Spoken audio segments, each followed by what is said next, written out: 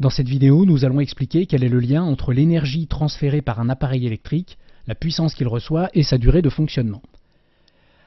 Alors nous avons vu que la puissance reçue par un appareil correspond à la vitesse à laquelle cet appareil reçoit et transfère l'énergie. Dans le paragraphe 1.2 du cours, nous allons voir comment calculer l'énergie transférée par un appareil électrique en fonctionnement. Pour faciliter la présentation du raisonnement, nous allons utiliser des notations, c'est-à-dire qu'on va représenter chaque grandeur physique par une lettre. Ce que l'on veut calculer, c'est l'énergie transférée par l'appareil, qu'on appelle couramment l'énergie consommée.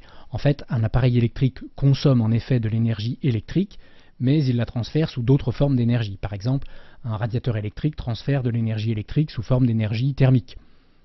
Donc cette énergie, on la notera E, E comme énergie tout simplement.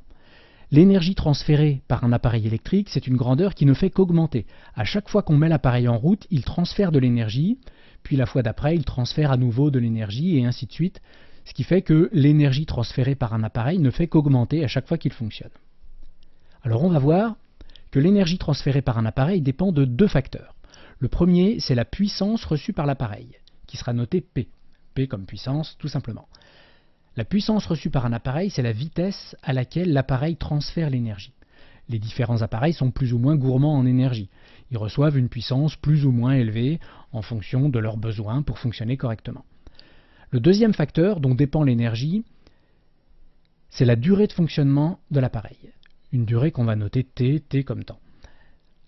Plus un appareil fonctionne longtemps, plus il va transférer d'énergie. Alors pour bien comprendre comment l'énergie E varie en fonction de la puissance reçue et de la durée de fonctionnement, on va étudier deux situations. Dans la première situation, on va s'intéresser à trois appareils différents qui reçoivent des puissances différentes mais qui fonctionnent tous pendant la même durée. Vous voyez ici en haut que j'ai pris pour cet exemple une durée de 3 secondes. Alors regardons ces appareils de plus près. Le téléviseur à gauche reçoit quand il fonctionne une puissance de 100 watts. Le mixeur plongeant au milieu, lui, reçoit quand il fonctionne une puissance de 300 watts. C'est 3 fois plus que pour le téléviseur. Ce qui veut dire que le mixeur plongeant transfère de l'énergie électrique 3 fois plus vite que le téléviseur. Le troisième appareil, c'est un radiateur qui reçoit une puissance de 500 watts. Ce qui veut dire que quand il fonctionne, il transfère de l'énergie électrique 5 fois plus vite que le téléviseur. Quand on va mettre ces appareils en route en même temps, pour la même durée, ils vont donc transférer l'énergie à des vitesses différentes. Allons-y, c'est parti pour 3 secondes de fonctionnement.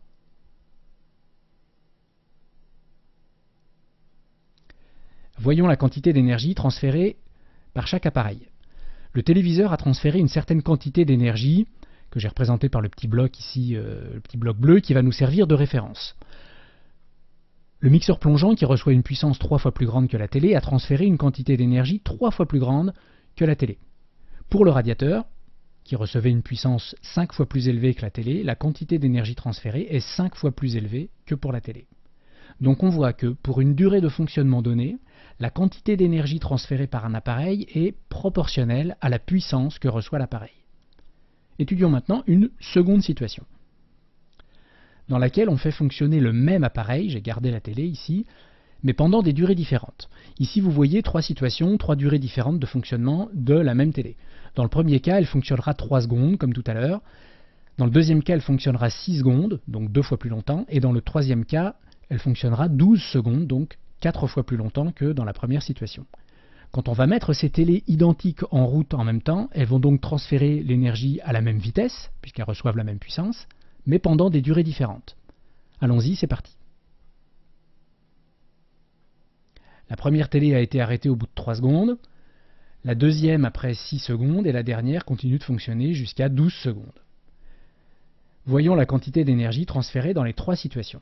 En 3 secondes, le téléviseur a transféré une certaine quantité d'énergie, la même que tout à l'heure, qui va nous servir de référence. En 6 secondes, 2 fois plus longtemps, la même télé transfère 2 fois plus d'énergie. Et enfin, en 12 secondes, 4 fois plus longtemps que 3 secondes, la même télé transfère 4 fois plus d'énergie. Donc on comprend que pour une même puissance reçue, la quantité d'énergie transférée par un appareil est proportionnelle à la durée de fonctionnement de l'appareil. On en déduit donc la relation mathématique qui lie l'énergie transférée, la puissance reçue et la durée de fonctionnement de l'appareil. Cette relation s'écrit E égale P fois T. E, vous voyez, proportionnelle à P et à T. Elle est valable avec les unités standards de ces grandeurs, c'est-à-dire P en watts, T la durée de fonctionnement en secondes, et E l'énergie transférée en joules. Le watt, la seconde, le joule, ce sont les unités standards de puissance, durée, énergie. Alors on comprend bien là que 1 joule c'est une petite quantité d'énergie, puisque ça correspond à l'énergie transférée par un appareil de 1 watt, par exemple un petit poste de radio, qui fonctionne pendant 1 seconde. Donc c'est vraiment très peu. Et la seconde, c'est pas une unité qui correspond vraiment à des utilisations concrètes d'appareils électriques. C'est pour ça qu'on utilisera aussi un autre système d'unités qui correspond mieux à des situations concrètes. Dans ce deuxième système d'unités, P est toujours en watts, mais par contre, on exprime la durée de fonctionnement T en heures.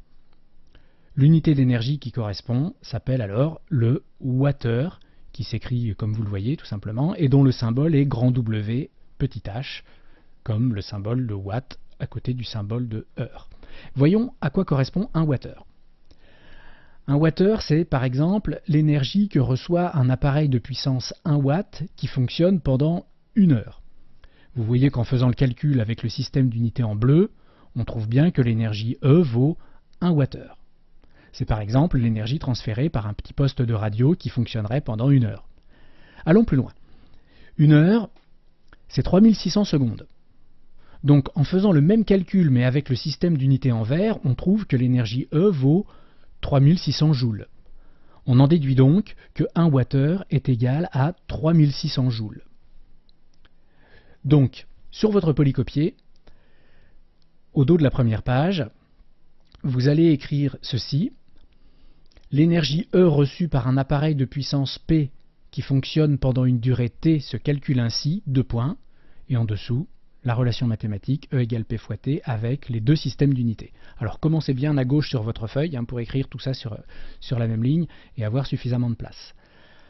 Et aussi, vous écrirez la conversion qui vous sera parfois utile, 1 wattheure égale 3600 joules. Donc la relation est à connaître, avec évidemment les deux systèmes d'unités, et aussi la conversion 1 wattheure égale 3600 joules, elle est à connaître. Faites une pause si besoin pour prendre le temps de recopier ceci sur votre polycopier. Alors on va voir dans une autre vidéo un exemple de calcul d'énergie à partir d'une situation concrète.